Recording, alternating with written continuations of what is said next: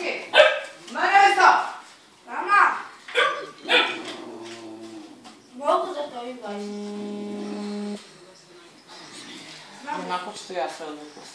Zašto? Že ja volim uzimat novce. Ne. Sad malo. Sad malo. Skup. Šta? Evo, tata.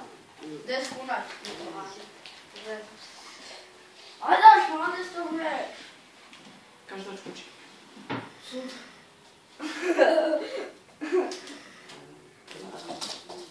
Ha?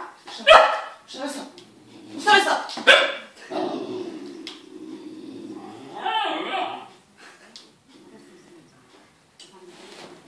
Ko je ovo danas dan ovaj?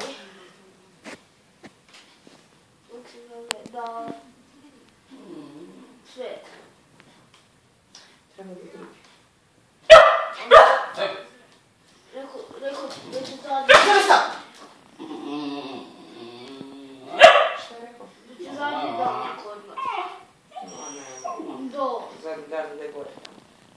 Pa da, odavlje prema tamo. Dobra, ajde. Ne, sutra je kod nas A grad? blagoslov. I agrar. U agrar pa onda kod nas. Tako ba mi radimo. Prvo agrar. Pa kad je krenuo sa agrara? To uvijek. Sa agrara krenuo. Do. Ajde. Taj da sam nije. Na mjesto. Na mjesto. Češ ti mene? Na mjesto.